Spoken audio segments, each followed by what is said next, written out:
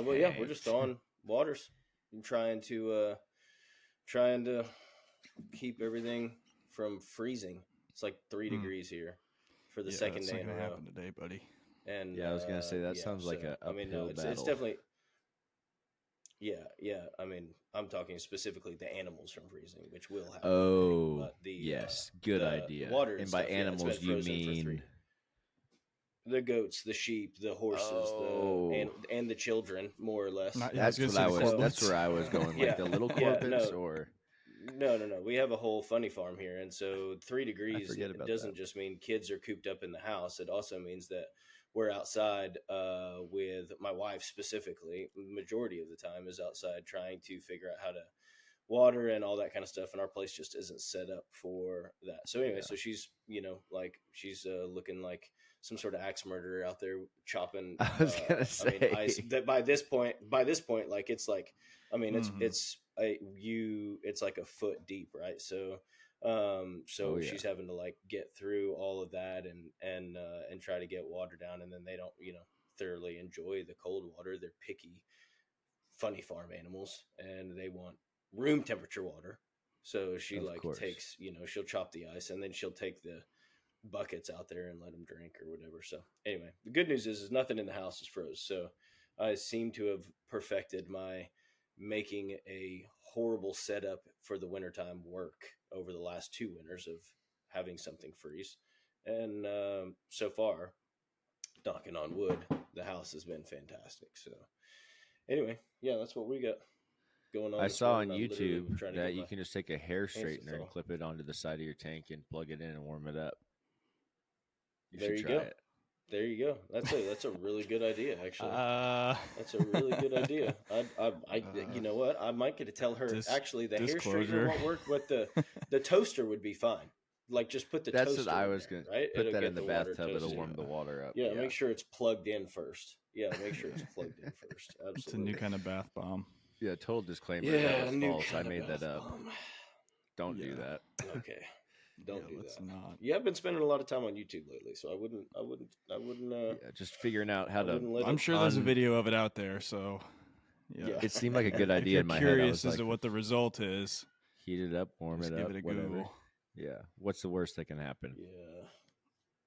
Yeah. What's the worst that can happen? Yes, that is very true. Very true. I don't know. I'll tell you later today when we try it. Please boy. do. You know, that's one of those things you do, and you come back and say, in theory, that sounded very good, but in actuality, I'm severely regretting my decision. I would say probably 80% of the listeners here would say that in theory that didn't even sound good, right? Like I in would theory hope it so. didn't even sound. In theory it Man, didn't even sound good. I would hope so too. Hey, you know what? You get desperate. You do just about whatever, right? And I am not desperate that's this winter, true, but too. I have been in winters before when my washing machine, the lines are all frozen, and you're trying to figure out where the man. I've been desperate before. I've been underneath the house with a hairdryer. Oh, that was last year. Just trying to freaking it was last year, and this year That's I how have a you heat lamp right where I had to. And hey, you got smart. Yeah, and I put some straw on the outside of the house too, because there's like little tiny cracks in the foundation. And instead of spending the other 11 months of the year sealing those cracks in the foundation, I just waited. Yeah, and then I put some straw.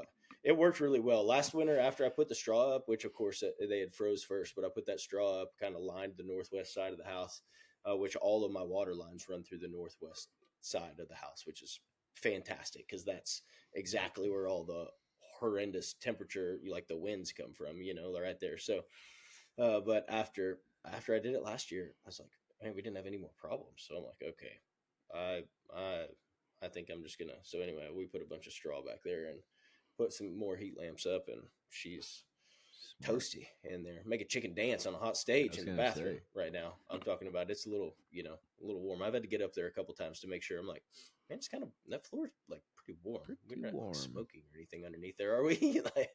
And so far so good. So that's good. Yeah. Sounds very dangerous what you're doing. But yeah. Well, you know what? Yeah, gotta do what you gotta live do. life on the edge. I respect it. Good for you, Logan. Yeah. I respect it. Well, I'm learning all kinds of things here about owning a house in cold weather. I didn't know that it was a thing. So condensation in the breakers when it's not fully, like, the wall hadn't been insulated yet. I've been working on insulating it all and getting all the siding up in my garage. Yep. It froze really hard. I plugged a little space heater in my garage. Don't get me wrong, it didn't warm it up that much, but it warmed it up enough, I think, to get some kind of condensation or melt. And I plugged in my saw and fired that thing off, and it tripped the breaker, but it like tripped. Boomed. It blew the breaker. Yeah. And so I was all, speaking of being on YouTube, I was all over YouTube yesterday. What did I just do? Thinking I had just messed up so bad. But turns out it seems pretty easy to change out a breaker. And I will let you guys know tomorrow on how that goes. But I also have a strong tendency to electrocute the living shit out of myself anytime I touch anything electric. So this should be really fun. Stand by. This is gonna be great. What kind of electrical thing are you gonna do, Paul? Because I'm gonna put a toaster in the water trough. Well, Doug's here's gonna the deal. rewire a breaker. What have you got going on today? Here's the deal. When it comes to electricity, that is 100% hired out in my department. Yeah, that's okay, right. I do not touch it. I might go buy the parts and do the same because, one time I tried to rewire some things and YouTube, it looked easy. My dad's been like a general contractor pretty much his whole life, whether working for somebody else or working for himself, and I've seen him build several houses. That man looks like he could build some shit. He can build. He's built like plenty of houses, like just cool within our shit. family, like almost completely by himself. And I've watched him have a couple breakers blow up in his face. So that sounds not fun. I learned from others' mistakes that, you know what, that's just a little bit of a touchy trade, I guess. And I think if I don't have the experience in it or the training, I'm not going to do it. There's a lot of things I will do myself. It's one of those things I wish I'd have paid more attention to in high school. Like, remember, like in high school we had shop class and we got to like actually wire up some light switches and stuff. And it was always just like path of least resistance for me anyway. In high school, I was just waiting on getting out of school. You know what I'm saying? Like I wasn't there. And so shop class, I just wish there I was paid like attention.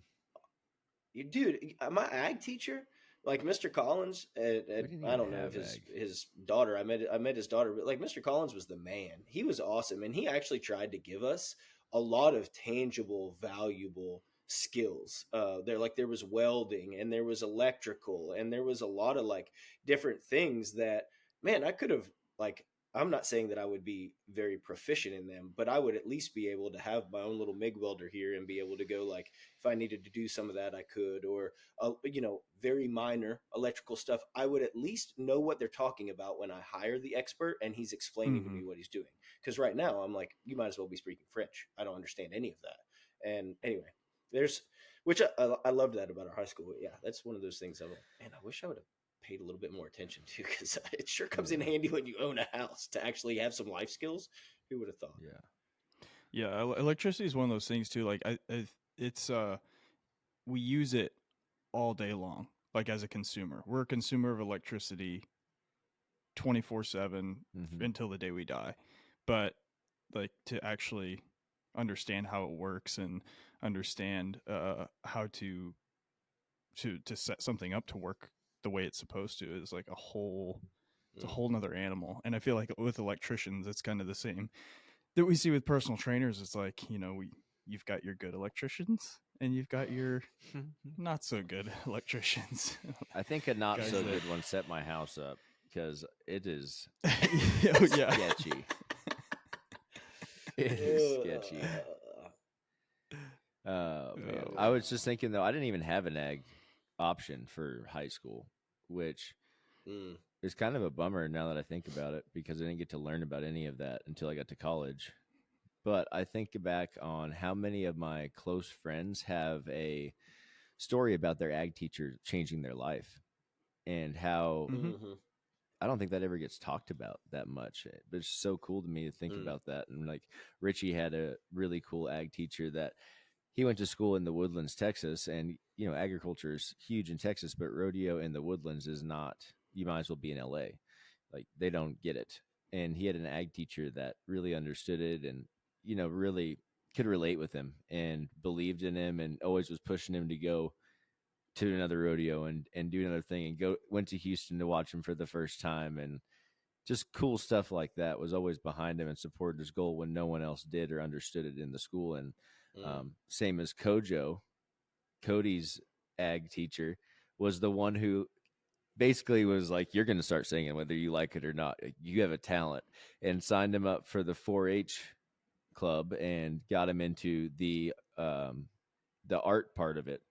There was a singing category of 4-H, and he did his first show ever in Huntsville, Texas, at the 4-H show on the stage there at the fairgrounds.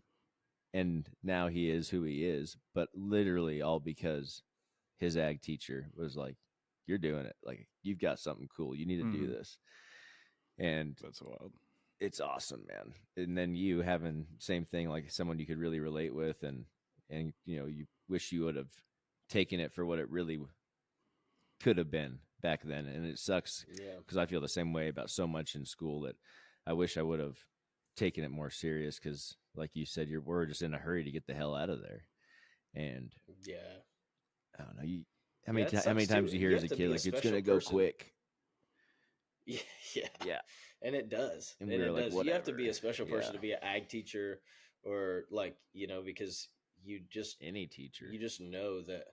Yeah, that's very true. Any teacher. But anyway, there's a lot of valuable stuff that you can learn in a shop class, and I learned none of it by choice, not because I didn't have access to it. See, we had no access, and my dad never taught. He wasn't big into stuff, never built stuff like that. He was really good at business type things, which is great and is part of my strengths today. But a lot of me as an adult wanting to do things like fix things around my place is kind of a bummer, because it takes so long for me to have to go and learn it all myself. So many of our buddies like building fence. I have no clue how to build fence. Never done a day in my life. I know I could for sure, but it's going to take me a minute to learn. It's hard to learn your own. So it's one of those things I wish I would have learned at a younger age. Working on cars, like anything like that, I wish I had anything in the toolbox at this point, because it's a bummer to not. Those are important skills that are fleeting. Yep. True that. Yeah. How's the gym been going for you guys since you've been back? Poof. Are you still on the struggle bus? Oh yeah. It's time to get off. It's been over a week. Yeah, I know. It's been a week. It's time to move on. I can't use that excuse anymore. Yeah. I finally bounced back today. I did like half of my programmed workout yesterday, and I was like, oh yeah, I'm doing good. And then it was almost dark and the snow had fallen, and the kids wanted to go play in the snow, and I promised them earlier when there was enough snow that they could, so I had to put my workout on pause, and then of course never got back to it. But yeah, still my sleep schedule is just so off. Like, I was up till 2 a.m.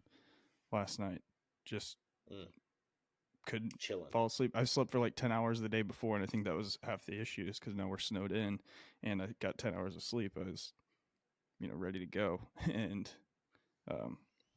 so hopefully today on short sleep, get a good workout in and get back on a normal sleep schedule. But yeah, that's been my workout routine.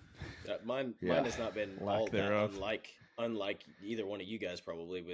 I just have not felt great this past week, whether it's been a little bit of the stomach bug the kids passed on to me, and then I had some sinus stuff starting like the beginning of the week, coming out of an indoor arena for 3 days, and my sinuses always get messed up when I go down there. And so anyway, I've had maybe 2 or 3 workouts since I've been home. So in a week, maybe 2, I think. And they've been okay, but I've been very careful to not just dive right back in, trying to replicate what I was doing before I left and before I got, wasn't feeling very good. And I've been very, very careful to just kind of pace myself and just kind of wade back in. And I feel pretty good. Like I feel like I've done something, but I'm not I'm not like beat down, you know? Yeah, that is good. It's so easy to overdo it. Oh, Like yeah, people especially when you- underestimate how easy it is to go too hard too fast. Yeah. And we're talking about, we just took a couple weeks off. You know, I've seen people, well, we're right around New Year's. We're just in the first, I don't know, half of them, halfway through January. So, first 2 weeks, first week saw a shitload of people at the gym. You know, last week saw a lot of people at the gym. Went today, and there was maybe half the amount of people that were there at the same time last week there. So people are already dying off. But what I saw was, saw a lot of people I hadn't seen before. Saw a lot of people that were doing a lot of things throughout each workout that probably didn't need to be doing that much. And so what I'm guessing happened is 2 weeks, 6 workouts or so, they're probably so wrecked and sore that they don't want to do it anymore. Or they wandered around the gym and haven't felt like they got anything done, which is also an intimidating thing for people getting started in workouts. So today we're going to talk about strength training and how to get started in it, how to stay on a path of consistency rather than getting that New Year's burnout in the first 2 weeks and resetting the same goal 11 months later. It's really a feasible thing to do, to pick a plan, stick to it. You just have to figure out what is best for you and what you can get done every day. And I think that biggest thing to think about is not one of my sessions every week looks the same on time. Like I'll have a little longer one day. I have a 20-minute session each week, and I'm like burnt from it. And it's just a quick little conditioning piece, but it can be done. It doesn't take an hour. So we've got 3 things that we focus on and tell our clients to focus on when just beginning a resistance training program. What do you got, Logan? I think it's important to note here that we're giving you the basics of strength training for a reason. We're not giving you the basics of high intensity interval training. We're not giving you the basics of cardio training. We're giving you the basics of strength training because we believe that every individual that decides that they want to be in better shape should start with strength training. That's a great place to start. And the reason being is that as you become stronger, at first you're going to get central nervous system adaptations. So you might not see a whole lot of change in your body, but as you continue, what you're going to do is you're going to eventually build muscle. And as you build that lean tissue, it's going to require more energy throughout the day, more energy at rest, and you're going to start to see body recomposition take over. And so your body fat percentage is going to go down as your lean tissue goes up. And so clothes are going to start, the scale might not do a whole lot of change at first, but clothes are going to start fitting a little bit differently. You're going to notice that you're a little bit hungrier. Your metabolism is going to increase. And that's the reason that we want to give you the basics of strength training, because maybe you're just getting started. Maybe you haven't ever worked out before, but if you were to ask any one of us 3 and you were to DM us and say, hey, I want to get started in exercise, what should I do? I guarantee you all 3 of us, first thing, strength training, 100%. Yep, without a doubt. What you said about strength training, increases lean mass while burning body fat. That is the goal when losing weight, right? We don't want to lose muscle because that means we're losing strength. And I think that gets skipped over a lot. People mistake the number on the scale being, oh, I'm losing fat, but they're just saying I'm losing weight, right? You don't want to lose that muscle. And that's what a ton of cardio activity without any resistance training is going to do. So jumping on the treadmill for hours on end is not going to be the best way to lose weight. Resistance training is by far the superior way to increase lean mass and burn body fat at the same time. So first thing I would say is simplify your routine. Don't make this something that has to be a big complex thing. Words are kind of hard for me this morning. I'm like, I worked out, I'm feeling good, and my brain's just like, nope, not there. Frozen. But just avoid overcomplicating things. It's very easy to see all of the information on Instagram, on Facebook, on workout apps, pick the basics. So when I think about the basics, I'm thinking about movement patterns, squatting, bending, so some kind of deadlift, vertical press, vertical pull, and horizontal press and horizontal pull are my compound movements or movement patterns.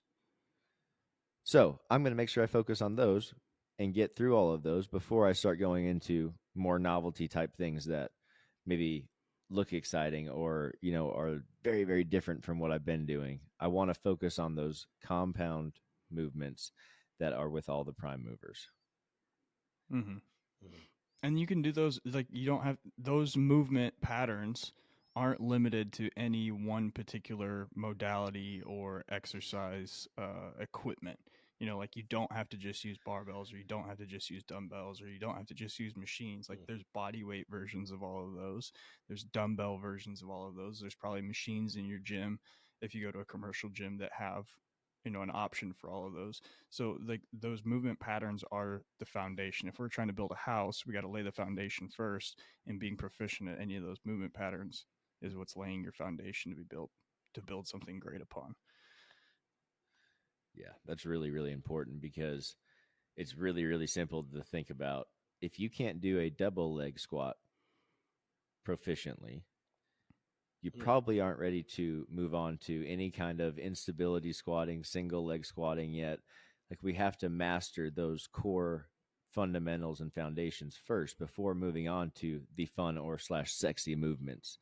You got to lay down the foundation to be able to build on it. Otherwise, we're on a really, really got a weak and shitty house, right? How do you guys structure workouts for beginners? So I talked about the core movement patterns. Would you do full body every day, or do you depend that on how many days a week they're able to work out? How many days a week days a week should they work out?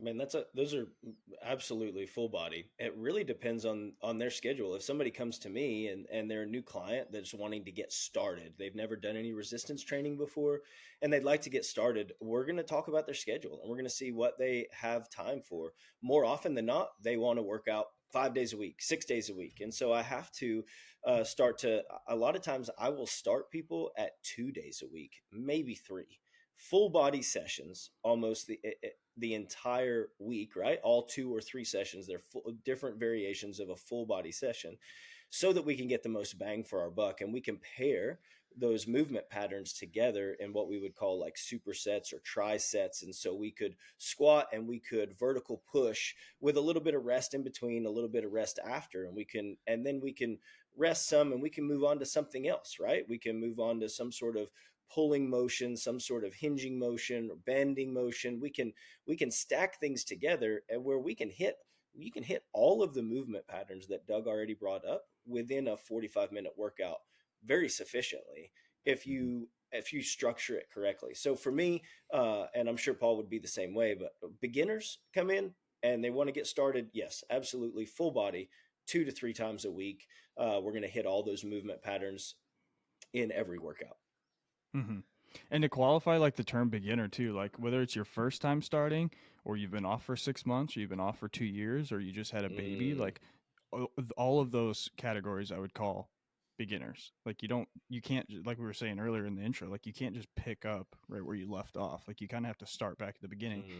That journey to being, more intermediate advanced is going to be a lot shorter if you've been there before, just because your body's already has some of the memory in those adaptations, so it'll bounce back rather quickly. But, like, a beginner is somebody who has taken an extensive time off, even if they've done something in the past as well. Yeah. So yeah, I have a couple clients that one in particular, a female that is, she's got maybe a 1-year-old now, and still with her schedule, we have continued doing 2 full body workouts throughout that time. And she's got multiple kids, so that's going to work best for her. She gets the most bang for her buck. She's still kind of building back from where she was before, and she's getting results with 2 days a week. So yeah, it's not too little. Yeah, don't think really cool. That's not enough in your mind, because it definitely is. The power's in the consistency. She's able to get that every week. It's doable for her and her schedule and her lifestyle. So it fits, it works. That's the best part about exercise is, guys, there's so much gray area in this. There is no right or wrong, really. Like, just pick the thing you can do every time, every week, and do it. You will see changes, even if it's 2 times a week. It's definitely doable, and it's super cool. Like, that's all it takes. What about, so do you have them do anything on their off days? Like, if they're only working out twice a week, are they just focusing on their nutrition and their recovery and sleep? Or are you having them get out and walk or do mobility, anything like that? I definitely like to have it really, again, it depends on the client. And so some clients, they've got real issues with their hips, right? Like maybe they're a little bit older or they're rodeo athletes or they've complained about their hips being a problem. And so on a quote unquote rest day, we might do 10 or 15 minutes worth of mobility, right? That they can do at any point in time throughout the day. But I do want them to focus on, not just sitting on the couch resting, whether it's you going for a walk, whether it is, you're focusing on your nutrition. Like you said, you're trying to, maybe hit macro numbers or just eat quality foods and stay away from as much processed stuff on those days. But being active on your quote unquote rest day is going to help it's going to help the adaptations, the progress that you're getting from your workouts. And we don't need to, we don't have to go in and get another resistance training session, but I do encourage them to be active, whether it's a mobility session, maybe it's just a little bit of stretching. We're focusing on our nutrition. We're prioritizing sleep. That time that you would devote to going and getting another resistance training session in, how about we budget that in for, an extra 45 minutes worth of rest? So instead of getting, 7 hours, now maybe we get 7.5 or close to 8 hours of sleep. Those kind of things, just setting themselves up to recover as best as possible so that we're ready to go again for that second or third resistance training session that week. Sweet. I love that. That's awesome. Let's talk about warm-ups a little bit. This is something that people hate to do, yet is one of the best ways that you can, first of all, get better results in your workouts. Second of all, this is where I add in pretty much all my prehab work. Anything that I'm having extra tightness in, or ligaments, muscle groups, joints that I need to strengthen / work on because they're in my weakness category, I always throw them into my warm-ups now. And something really important to talk about is static versus dynamic, and where are the places for that, because dynamic stretches look, yes, like stretches, but what they are is taking your body actively through full range of motion through each hip joint, or I'm sorry, each joint, not hip joint. I'm just thinking of hips because Logan's talking about them, and I did hips this morning too in my mobility.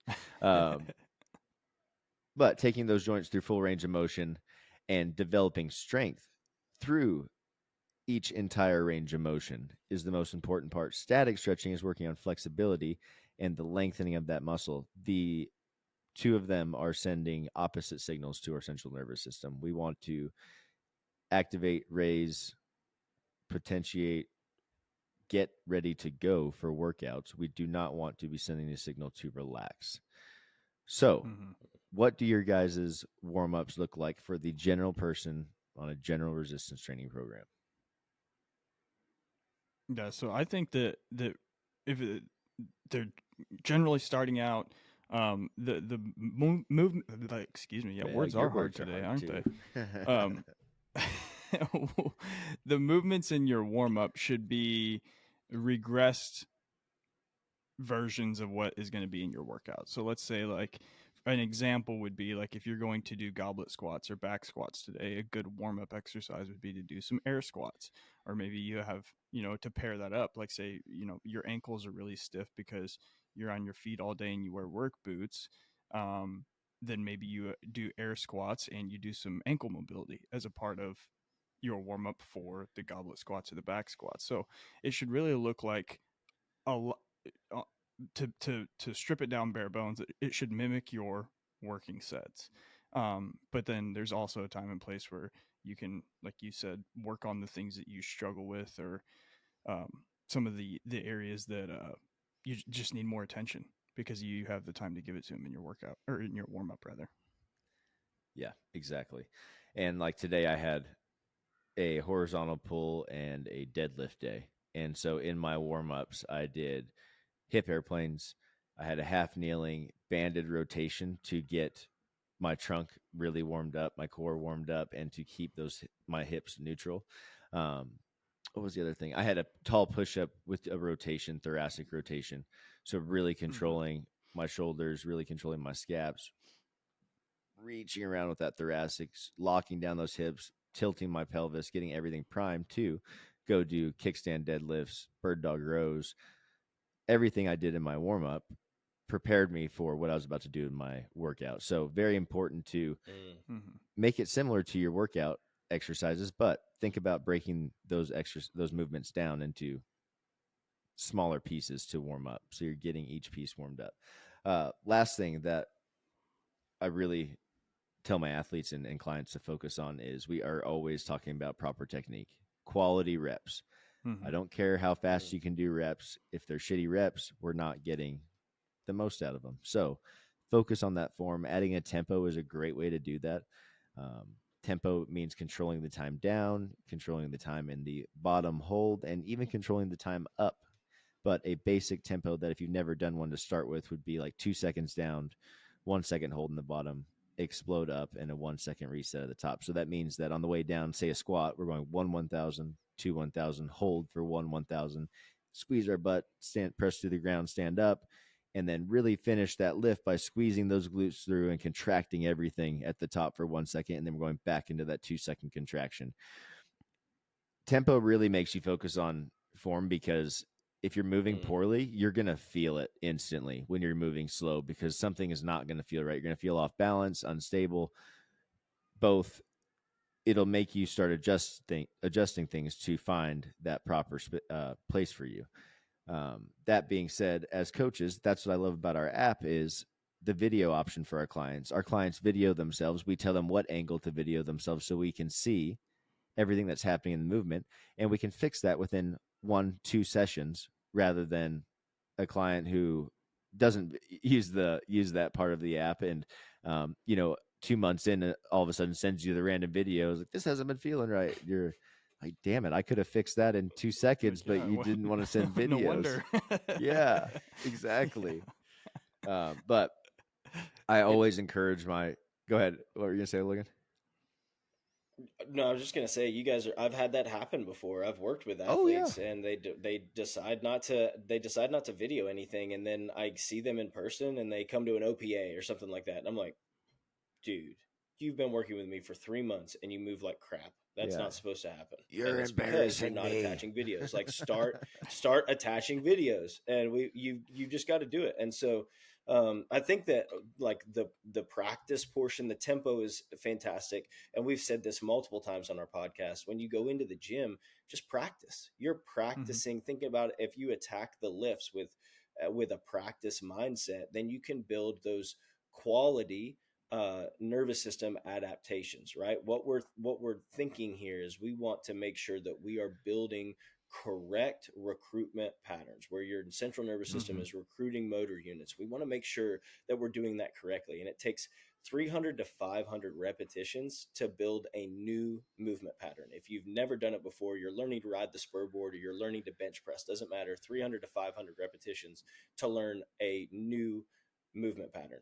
If you learn it incorrectly and you're trying to fix it, and you've already established those 300 to 500, you've learned it incorrect, you're riding the spur board wrong, or you're bench pressing or back squatting, it's going to take 3,000 to 5,000 repetitions to correct that improper movement system and so, or movement pattern. And so it's extremely important that we focus on form at the very beginning when you're getting started, so that you don't have to spend the months and months and months and months and months trying to correct that improper movement pattern that you've built. And that's why, we're talking about resistance training, and I don't want to derail us, but when I have clients that are learning rodeo, they're new to rodeo, they hire me, they want to be a bareback rider, I tell them no spur board.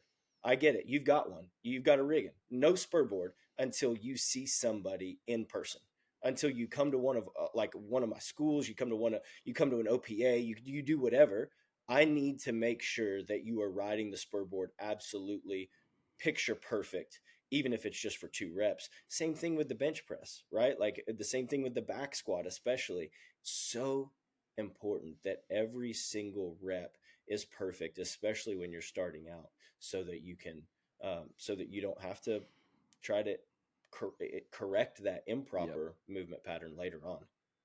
It's funny we were talking about, the electricity in a house earlier, because that's exactly what our central nervous system is. It is the electrical wiring that is run throughout our body. So our body has this network of nerves, and there's these electrical signals being sent from our brain to those nerves, which then reach their endpoint at whatever muscle, and they help them fire. So when your house is wired correctly, you can walk over to the wall, flip on the light switch, and the light comes on.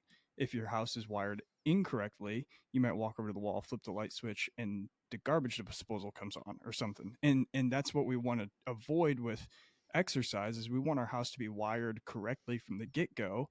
We don't want to have to rip all the drywall back off and try and rewire the house later on. We want it to work like it's supposed to. And so that's just like with the movement patterns are the foundation of the house. The central nervous system is our electrical connection, and we want to make sure that sucker is working right before we move on to speed or absolute strength or anything like that. We want to have everything in a proper working order. Yeah, absolutely. I'm texting one of my clients right now, not my client, a guy who messaged me with a spur board, and I keep telling him, don't get on right now because you have no idea what it just is not going to be good. And then I got the actual facts now from Logan, and I'm just like writing it down before I forget it all.